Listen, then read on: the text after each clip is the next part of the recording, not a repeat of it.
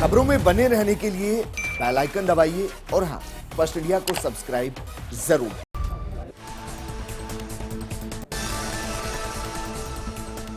नमस्कार, आप देख रहे हैं बिग फाइट लाइव और आपके साथ में विजेंद्र सोलंकी। राजस्थान में जिस तरीके से सियासी सरगर्मियां चल रही हैं उन सबके बीच में सवाल यह है कि बैटल ऑफ राजस्थान क्या वाकई में आदिवासी अंचल में लड़ी जाने वाली है, क्योंकि प्रधानमंत्री मोदी कई बार राजस्थान का दौरा कर चुके हैं और खासकर आदिवासी इलाकों का दौरा कर चुके हैं। मुख्यमंत्री अशोक गहलोत तो अपना जन्मदिन तक आदिवासी अंचल के बीच में मनाते हैं। सवाल यह है कि जिस तरीके से SC, ST और आदिवासी इन सीटों को अगर मिला लिया जाए और उसमें खासकर ST और आदिवासी सीटों को मिला लिया जाए तो 59 सीटें हैं। क्या वाकई में यही 59 सीटें बैटल ऑफ राजस्थान में ये तय करेगी कि सिंहासन पर कौन बैठता है? हालांकि अगर बीते 3 चुनावों की बात की जाए, मसलन 2008, 2013 और 2018, तीनों बार के कैलकुलेशन में बीजेपी के पास ST और आदिवासी सीटों पर ज्यादा बढ़त रही है। यानी अगर कांग्रेस की सरकार भी राजस्थान में रही तो भी सीटें उधर ज्यादा रही। हालांकि इस वक्त एक चुनौती और वहां पैदा हुई, चुनौती पैदा हुई BTP की, जो पिछली बार दर्जन भर के आसपास सीटों पर लड़ी। 2 विधायक भी उनके बने। इस बार वो ज्यादा सीटों पर लड़ने की प्लानिंग कर रही है। लेकिन सवाल यह है कि बड़े बड़े दिग्गजों का आदिवासी अंचल में आना क्या वाकई में बता रहा है कि बैटल ऑफ राजस्थान का रण क्षेत्र वही है? आज बात इसी मुद्दे।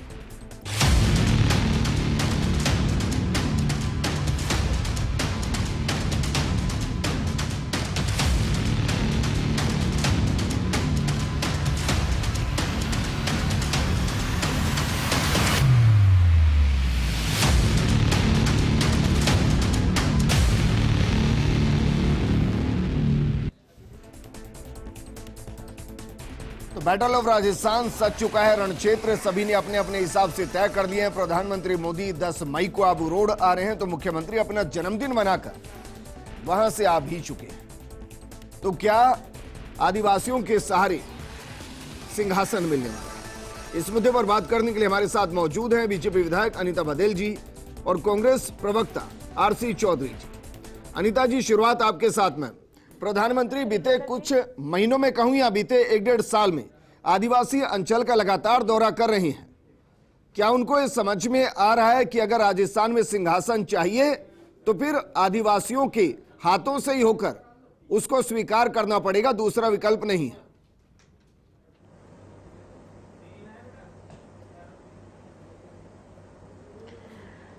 देखिए विजेंद्र जी, प्रधानमंत्री जी चूंकि जो विशेष वर्ग है जिसको ज़्यादा ज़रूरत है ना, उनके बीच में जाना बहुत पसंद करते हैं।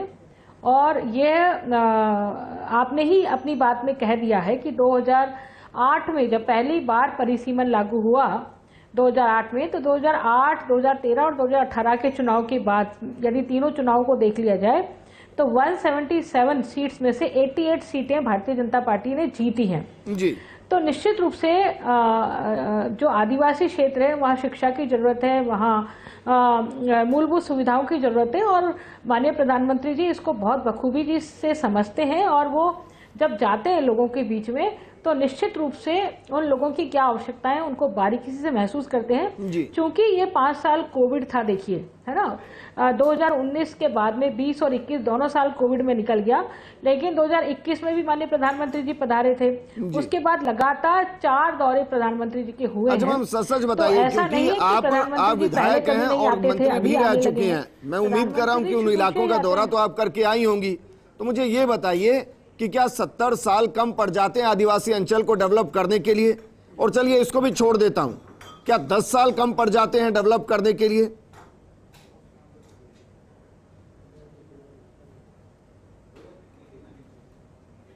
देखिए, मैंने जैसे कहा ना, माननीय प्रधानमंत्री जी ने आदिवासियों को जब से वो राजनीति में आए, ये पहली बार नहीं है कि वो प्रधानमंत्री बनने के बाद ही आए। वो जब गुजरात के मुख्यमंत्री जी थे तब भी उनका फोकस था, एज ए प्रधानमंत्री हैं तब भी उनका फोकस है, क्योंकि वो ये बात बहुत भली प्रकार से जानते हैं कि जिस वर्ग को सरकार की गुड गवर्नेंस की बहुत ज़्यादा ज़रूरत है, उनके बीच में जाकर के ही उनकी समस्याओं का समाधान हो सकता है। आज देखिए ना, एजुकेशन की दृष्टि से वो क्षेत्र पहली बार माने वसुंधरा जी के शासनकाल में वहाँ यूनिवर्सिटी स्थापित की गई, है ना, और उसके बाद में एजुकेशन के क्षेत्र में वहाँ विकास हुआ। तो भारतीय जनता पार्टी तो हमेशा से ही समाज के पिछड़े वर्ग को, दलित वर्ग को साथ लेकर के चलने की बात करती है, और उसी वजह से वो भारतीय जनता पार्टी का जो दर्शन है वो दर्शन भी अंत्योदय, जो दीनदयाल उपाध्याय जी ने जो दर्शन दिया, एकात्म मानववाद का दर्शन, वो अंत्योदय से शुरू हुआ। भैरव सिंह शेखावत जी ठीक है मैम, अंत्योदय का तो पता नहीं, लेकिन हाँ सियासी उदय की बात जरूर उस अंचल से होती है और उसको करने की हर कोई कोशिश कर रहा है। एसपी मित्तल साहब हमारे साथ जुड़ चुके हैं और पॉलिटिकल एडिटर योगेश शर्मा हमारे साथ जुड़ चुके हैं। लेकिन आरसी चौधरी जी, लापसी पीना आदिवासियों के बीच में जन्मदिन के दिन, इसको हम सामाजिक तौर पर कहें कि मुख्यमंत्री का सामाजिक कदम, या सियासी तौर पर कहें कि भाई वो बेल्ट जरूरी है तो उस बेल्ट में लापसी पीना भी जरूरी है? मुख्यमंत्री अशोक जी गहलोत का जीवन एक सादगी भरा और सेवा भरा रहा है। जन सेवा के माध्यम से जननायक तक का जो सफर है वो इसी द्वारा किया गया है। उनकी तमाम जो योजनाएं हैं, तमाम जो काम हैं, हर किसी कार्य का प्रारंभ उस अंतिम व्यक्ति को सोच के वो करते हैं, जिससे जिनके बीच में उन्होंने वो अपना जन्मदिन मना के कि क्या तमाम जो सरकार की योजनाएं हैं धरातल पे कैसे लाभान्वित हो, कैसे आने वाली पीढ़ी, उस इलाके की जो बालिकाएं हैं, बच्चे हैं, शिक्षा ग्रहण करके देश के अंदर नाम रोशन करें, उनके साथ में संवाद हो, किस प्रकार से वहां पे जो जल, जमीन और जंगल की रक्षा करने वाले प्रकृति प्रेमी जो लोग हैं, किस प्रकार से ये लोगों का पेट भरें। इन तमाम योजनाओं को धरातल पे उतर के लोगों के बीच में जाके उन्हें जांचना, परखना, ये जन सेवा का एक तरीका है, माध्यम है। और मुख्यमंत्री सदैव कहते हैं कि लोकतंत्र के अंदर जनता जनार्दन होती है। जन सेवा के माध्यम से हमें जो उस संभाग में जिसमें गए हैं उसमें 2 उपचुनाव हुए, उन दोनों उपचुनाव के अंदर कांग्रेस पार्टी को बड़े बहुमत से जनता ने आशीर्वाद दिया, इसलिए हमारी और नैतिकता बन जाती है कि हम उनकी और बेहतर सेवा करें। जो भारतीय जनता पार्टी स्लोगनों और नारों की बात करती है, जो जुमलों की बात करती है, तीसरा इसलिए नहीं कही ना कि राजसमंद उनके हाथ में आए नहीं था, वल्लभनगर और सहाड़ा तक ही सीमित है। जो भी उपचुनाव हुए, उपचुनाव के अंदर हमने भारतीय जनता पार्टी से सीट छीनी। भारतीय जनता पार्टी जो नेता प्रतिपक्ष के तौर पे जिस दल को जिम्मेदारी दी गई थी वो नंबर 3 पे और नंबर 4 पे धकेल दिया जाता है। ये लोकतंत्र के अंदर विपक्षी दल के होते हुए पहली बार होता है। सालों बाद राजसमंद बहुत कम अंतर से, हाँ निश्चित रूप से। लेकिन ये कितनी बड़ी बात है कि विपक्ष के लिए, विपक्ष के साथ में जनता खड़ी होती है, सरकार को एक संदेश देती है, चेताती है। लेकिन मुख्यमंत्री जिस प्रकार से धरातल पे उतर के काम करते हैं, लोगों के बीच में उतर के काम करते हैं, इसलिए वो जानते हैं कि जन सेवक है, वो सीधा जनता से संवाद की बात। क्योंकि मैं उस प्रॉपर बेल्ट की बात कर रहा हूं, आदिवासी और एसटी, ये 59 के आसपास सीटें हैं राजस्थान में और ये डिसाइडिंग फैक्टर है। और बीते 3 चुनाव की बात की जाए तो 3 चुनाव में बेशक सरकार कांग्रेस की बन गई हो, लेकिन उस बेल्ट के अंदर बीजेपी मजबूत रही है। क्या प्रधानमंत्री की नजर उसलिए भी उस बेल्ट पर ज्यादा है कि भाई जो मजबूत है उसको और मजबूत कर लिया जाए, ताकि अगर कहीं से माइनस हो तो यहां से प्लस हो जाए? देखिए, एक बहुत बड़ा पहलू वहाँ का है कि कांग्रेस के पास जो सबसे बड़ा नेता है पूरा ट्राइबल बेल्ट में, वो महेंद्र मालवीय है। और भारतीय जनता पार्टी की हम बात करें तो वहाँ अमृतलाल मीणा है, बाबूलाल खराड़ी है, और भी कई ऐसे चेहरे हैं जो कहा जा सकता है, चाहे उदयपुर ग्रामीण के विधायक हों, जिन्होंने अपनी जड़ें जमाई हैं पिछले कुछ सालों के अंदर। अब यहाँ पर आता है रिप्रेजेंटेशन का, अब प्रतिनिधित्व लेट मिला। आप ध्यान, आपको महेंद्र मालवीय को भी पिछले रिशफल में मंत्री बनाएगा, पहले अर्जुन बामणिया वहाँ से मंत्री है। कांग्रेस का ये गढ़, पेड़ेश्वर की जो धरती है और चाहे मानगढ़ की धरती है, डूंगरपुर से लेकर बांसवाड़ा, प्रतापगढ़, उदयपुर ग्रामीण, और अब आपको बता दूं कि जो पूरा भील और आदिवासी नेटवर्क है, ये भीलवाड़ा के अंदर भी है, राजसमंद के ज़िले में भी है, चित्तौड़ के ज़िले के अंदर भी है, और इसके साथ ही जालोर, पाली और सिरोही में भी है। लेकिन सबसे बड़ी दिक्कत कांग्रेस पार्टी के लिए ये है कि यहाँ पर जो जड़ें और रूट्स थी, जो पहले एक ज़माने में जब इंदिरा गांधी, राजीव गांधी सभाएं करते थे और लाखों की भीड़ जुड़ती थी, अब वहाँ पर गुजरात की जो बयार बह रही है नरेंद्र मोदी की और अमित शाह की, उसने वहाँ पर कांग्रेस पार्टी के ब्रेक लगाने का काम किया। और सबसे बड़ी बात जो बोलने की आवश्यकता है कि एक दौर आया जब क्रिश्चियंस ने धर्मांतरण का वहाँ काम किया, मिशनरीज ने धर्मांतरण का प्रोसेस चलाया। आज भी आपको मैं एक बहुत रोचक बात बताऊंगा विजेंद्र, जो दर्शक भी जानना चाहेंगे। आप कभी डूंगरपुर के बेल्ट में जाएं, आप कभी बांसवाड़ा के घोर आदिवासी बेल्ट में जाएं तो आपको पहाड़ों पर घर दिखेंगे। जी। तो वहाँ जो वाइट जहाँ पुताई हो रखी है वो घर तो हिंदू के हैं, हिंदू आदिवासी है। और जहाँ वहाँ आपको अगर वहाँ नीले कलर का, ग्रीन कलर का अगर रंग दिखेगा तो आपको समझ में आ जाएगा कि वो ईसाई के घर है। ऐसे बहुत से घर वहाँ बन चुके हैं जो ईसाई धर्म में कन्वर्ट हो चुके हैं। और अभी एक लेटेस्ट मांग जो आपको ध्यान है गणेश गोगरा ने उठाई विधानसभा के अंदर कि हम तो हिंदू धर्म के हैं ही नहीं, हम तो मानते ही नहीं है। भील प्रदेश की मांग पहले से ही चल रही है। तो ये ऐसे कई पहलू हैं जो प्रॉब्लम क्रिएट किए हुए हैं कांग्रेस पार्टी के लिए। एसपी मित्तल साहब भी हमारे साथ हैं। योगेश, वापस मैं आपके पास आऊंगा। एसपी मित्तल साहब, क्या ये भी डर सता रहा है कि भाई यही एक ऐसी बेल्ट है जहां क्षेत्रीय दलों के बीच में एक और क्षेत्रीय पार्टी पैदा हो रही है और अपना दमखम दिखा रही है, बीटीपी? क्योंकि इसके अलावा राजस्थान के अलग अलग हिस्से में चले जाएंगे तो बस आरएलपी का थोड़ा प्रभाव दिखाई देता है, उसके अलावा बीजेपी और कांग्रेस में सीधी फाइट है। तो क्या यह भी एक बड़ा कारण है कि वहां बीटीपी ज्यादा डैमेज ना करे किसी भी पार्टी को, तो सबसे ज्यादा फोकस कर लीजिए वहां पर? विजेंद्र, जो शुरू में आपने सवाल उठाया था कि आदिवासी क्षेत्र के विकास का, पहले मैं उसका जवाब देना चाहता हूं कि आप देखिए कि आजादी के 75 साल बाद भी अभी तक भी जो आदिवासी क्षेत्र है उनका विकास नहीं है। और चाहे भारतीय जनता पार्टी और चाहे कांग्रेस हो, दोनों इस बात का दावा करते हैं कि हम आदिवासी क्षेत्र का विकास करेंगे। इसीलिए जब चूंकि क्या नाम से बड़े राजनीतिक दलों के द्वारा जो भूमिका निभाई जानी चाहिए वो नहीं निभाई गई, इसीलिए हम देखते हैं कि राजस्थान का जो आदिवासी क्षेत्र है वहाँ बीटीपी का कितना प्रभाव है।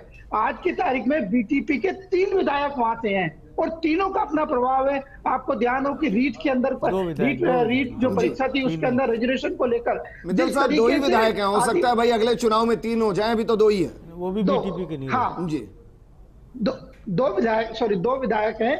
और अभी रीट के जो रिजर्वेशन को लेकर बात हुई थी, आपको ध्यान है कितना बड़ा वहां पे क्या नाम से आंदोलन हुआ। और मतलब जो वहां जो विजेंद्र जो वहां की जो स्थिति है वो कुल मिला के ये है कि जो पहाड़ी इलाका है, जो जंगल का इलाका है, उसमें जो समुचित विकास होना चाहिए था, मुझे लगता है कि वो विकास नहीं होया।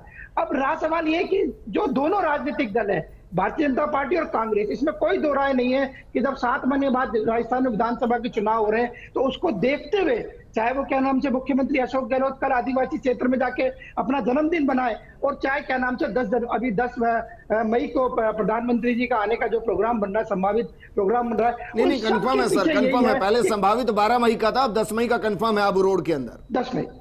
हाँ, तो मैं मतलब ये जो विधानसभा के चुनाव हो रहे हैं उसको देखते हुए सारा जो रणनीति बनाई गई है। योगेश कुछ कहना चाह रहे हैं? योगेश क्या कहना चाह रहे हैं? देखिए, पहली बात तो विजेंद्र मैं कहूँगा कि भारतीय ट्राइबल पार्टी संकट के दौर से गुजर रही है। भारतीय आदिवासी पार्टी वहाँ जन्म ले चुकी है और वो अब बीटीपी की कहा जा सकता है एक बड़े खतरे के तौर पर, एक नए आदिवासी मॉडल के तौर पर सामने आई है। और ये जो दोनों विधायक है भारतीय ट्राइबल पार्टी की, जो अभी विधायक है, इसका रुझान अब बाप की तरफ है, भारतीय आदिवासी पार्टी की तरफ है। बीटीपी का फाउंडेशन गुजरात का है और भारतीय आदिवासी पार्टी का फाउंडेशन राजस्थान का आदिवासी क्षेत्र है। और जो ये बात कह रहे हैं अभी एसपी मित्तल साहब, उस बात से मैं इत्तेफाक रखता हूँ कि आज भी आपको ध्यान होगा एक नेशनल हाईवे गुजर रहा है जो झाड़ोल होते हुए गुजरात को टच करता है। आप वंडर करेंगे कि वो नेशनल हाईवे की सड़क की चौड़ाई कितनी होगी। आप सोच सकते हैं उस नेशनल हाईवे की सड़क की चौड़ाई मात्र 100 फीट है और वो नेशनल हाईवे डिक्लेयर्ड है। तो ये जो आज तक रेलवे की बात करें तो डूंगरपुर बांसवाड़ा को इंतज़ार है आज भी कि वहाँ कब हम रेल आएगी और कब रेल के जरिए हम बॉम्बे, दिल्ली, जयपुर जैसे शहरों से जुड़ेंगे। लेकिन इन सब के बीच में एक सर्किट बनाने की भी मांग है, उसको भी डिमांड को पूरा नहीं किया जा रहा। प्रधानमंत्री आएंगे तो क्या आपको लग रहा है वाकई में आते आते मानगढ़ धाम को सर्किट घोषित कर जाएंगे? देखिए, बहुत लंबी मांग है, बहुत लंबे समय से मांग उठ रही थी विजेंद्र कि उसको सर्किट बनाया जाए। और वास्तव में, और मैं मानगढ़ को लेकर तो पहले से ही भारतीय जनता पार्टी का रहा रुझान, उस वक्त मैं बात अपनी पूरी नहीं कर पाया था।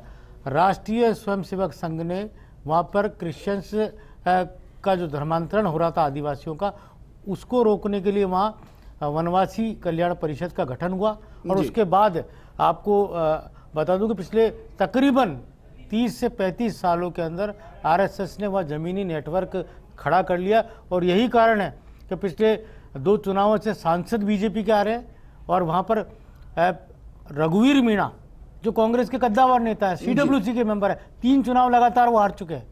और इसके अलावा आपको बता दूं और भी कई कांग्रेस के कद्दावर नेता हैं जो वहां पर कंटिन्यूस चुनाव हार रहे हैं। ताराचंद भगोरा चुनाव हार रहे हैं। ये तो महेंद्र मालवीय जो बागी दौरा में कांग्रेस की लाज रखते हैं, नहीं तो हालात कोई बहुत अच्छे नहीं है। और ये सोचने और समझने की जरूरत है कांग्रेस पार्टी को कि वो ट्राइबल जो कांग्रेस के साथ खड़ा रहा है वो आज कांग्रेस से दूर क्यों हो रहा है। आरसी चौधरी जी, इसी सवाल का जवाब दीजिए सर। जब ये कहते हैं कि भाई हम सामाजिक सुरक्षा पब्लिक को दे रहे हैं, गरीबों के लिए काम कर रहे हैं, मुफ्त राशन किट हम दे रहे हैं, चिरंजीवी योजना हम दे रहे हैं, और ना जाने गरीबों के लिए क्या क्या कर रहे हैं, तो गरीब साथ क्यों नहीं आता? विजेंद्र जी, निश्चित रूप से कहना चाहूंगा, जिस प्रकार से योगेश जी ने जिक्र किया, गुजरात का एक बड़ा इलाका है जो उस इलाके को प्रभावित करता है, और बहुत से जो लोग हैं गुजरात के अंदर उन तमाम शहरों पे और रिश्तेदारियां हैं। उन्होंने प्रधानमंत्री के उन वादों पे विश्वास किया था जो 2013 के अंदर उन्होंने विश्वास किया। 2013 में उसी बेल्ट ने राजस्थान के अंदर कांग्रेस भाजपा की सरकार बनाई और केंद्र में भारतीय जनता पार्टी की सरकार बनाई और 25 सांसद दिए। राजस्थान की जनता ने 2018 के अंदर राज्य में कांग्रेस की सरकार बनाई और पुणे 19 के अंदर 25 सांसद भारतीय जनता पार्टी को दिए। आज वो एरिया है, वो राजस्थान की सरकार और जो भारतीय जनता पार्टी की सरकार है वो लेखा जोखा रखने का समय है। प्रधानमंत्री जी 5 महीने में तीसरी बार राजस्थान का दौरा कर रहे हैं। मानगढ़ का भी आपने जिक्र किया और भारतीय जनता पार्टी के कई नेताओं ने कहा था कि मानगढ़ को राष्ट्रीय स्मारक घोषित करेंगे। वहां पे जो बड़ा बेल्ट है, चाहे गुजरात का हो, मध्य प्रदेश का हो, राजस्थान का जो ट्राइब्स का है, जिसके एक अलग स्टेट की मांग करते हैं, उसके अंदर वो कॉरिडोर की जो आपने जिक्र किया उसका भी उन्हें उम्मीद थी। लेकिन विकास का जो जिक्र किया मित्तल साहब ने, ये क्यों भूल जाते हैं कि यूपीए की सरकार के अंदर डूंगरपुर रतलाम वाया बांसवाड़ा जो रेल लाइन का एक प्रोजेक्ट की आधारशिला रखी थी, क्यों भारतीय जनता पार्टी ने 10 साल से उसको ठंडे बस्ते में डाल दिया? आज मुख्यमंत्री जाके उन बेटियों की जो आदिवासी, जहां पे लिंबाराम आते हैं, जहां पे आर्चरी के अंदर उन्होंने अपना नाम देश में रोशन किया, देश से बाहर उस देश का नाम रोशन किया, आज उन बच्चों के साथ में बैठ के, चाहे हॉकी हो, चाहे फुटबॉल हो, चाहे आर्चरी हो, चाहे शिक्षा हो, वो संवाद करते हैं। और किस प्रकार से ये मुख्य धारा में आके राजस्थान का ही नहीं, देश का नाम अलग अलग खेलों में, अलग अलग क्षेत्र में गौरवान्वित करे। देश के प्रधानमंत्री अगर प्रधानमंत्री के नाते आते और वहां की जनता को कुछ सौगात देते तो हम उनका स्वागत करते, अभिनंदन करते। लेकिन प्रधानमंत्री अगर भाजपा के प्रचार मंत्री बन जाए तो हमें आपत्ति है। हथियारों पे एक तरफ, लेकिन वोट एक तरफ कांग्रेस को क्यों नहीं पड़ते अगर इतनी समस्या है तो? देखिए, बदलाव की जो बयार है, निश्चित रूप से जो पड़ोस के अंदर होते हैं, कहीं ना कहीं बदलाव का एक प्रकृति निश्चित रूप से लंबे समय से कांग्रेस के साथ में उनका नाता रहा, प्रकृति के साथ में उनका नाता रहा। और इंदिरा गांधी के उन तमाम वो किए हुए कामों को, राजीव गांधी के किए हुए कामों को और कांग्रेस के किए हुए कामों को याद करते हैं। लेकिन उन्होंने भरोसा किया। भरोसा करना कोई गुनाह नहीं है, गुनाह वो है जो उनके भरोसे को तोड़े। और ये भारतीय जनता पार्टी ने तोड़ा 2 बार 25 सांसद देने के बाद भी।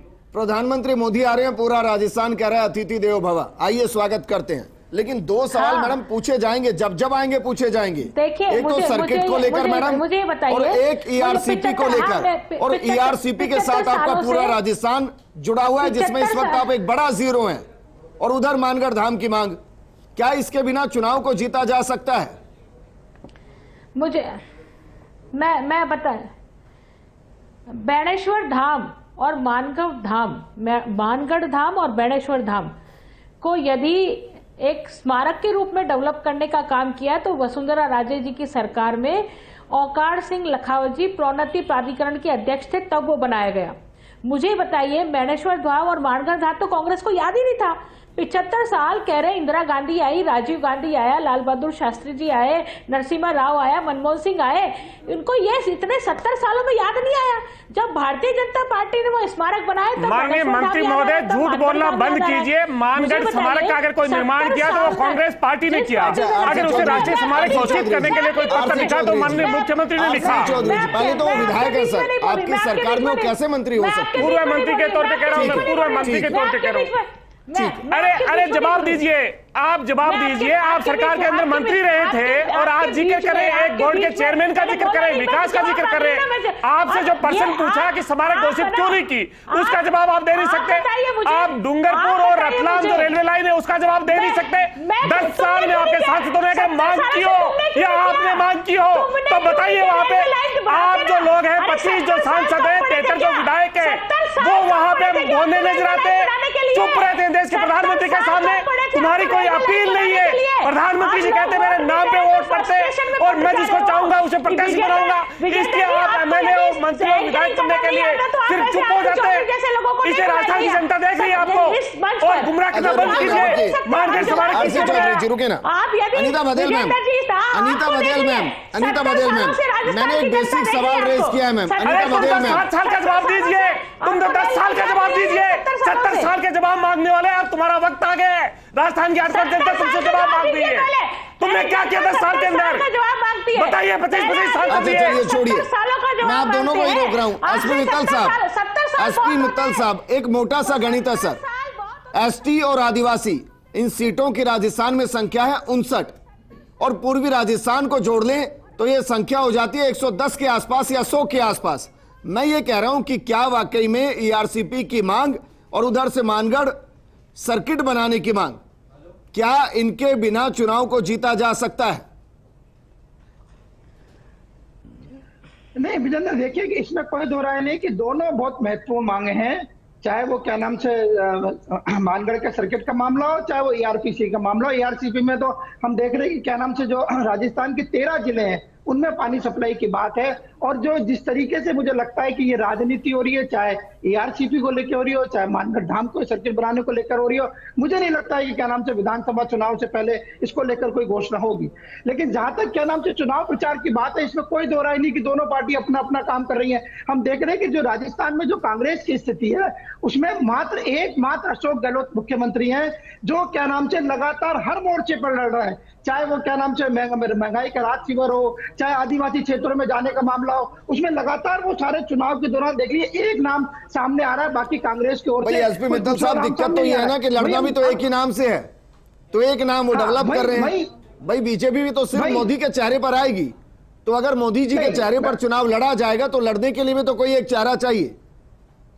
योगेश जी, क्या यही रणनीति चल रही है? क्योंकि हम देख रहे हैं कि जिस तरीके के महंगाई राहत शिविर हैं उनको हम राजनीतिक तौर पर एक सभा के तौर पर भी देख सकते हैं कि भाई जहां किसी को कोई इकट्ठा नहीं करना है, जनता खुद आ रही है, मुख्यमंत्री जा रहे हैं, संबोधित कर रहे हैं, और एक तरीके की रैलियां भी अपने आप में हो रही हैं। तो क्या ये प्रधानमंत्री मोदी जैसे बीजेपी का एक चेहरा, ऐसे ही मुख्यमंत्री अशोक गहलोत राजस्थान में कम से कम कांग्रेस का चेहरा, और इस चेहरे से ऊपर कोई नहीं होगा? देखिए विजेंद्र, पहले मैं थोड़ा सा क्लियर कर दूं सभी को। गोविंद गुरु की धरती मानगढ़, जहां जलियांवाला बाग हत्याकांड जो हुआ था, उसी तरह का वहाँ पर आदिवासियों का नरसंहार किया गया था अंग्रेज़ों के द्वारा। और जो गुजरात में जहाँ गोविंद गुरु की डेथ हुई, गुजरात का जो पार्ट है, वहाँ पर स्मारक बनाया नरेंद्र मोदी ने, जब वो वहाँ के मुख्यमंत्री हुआ करते थे।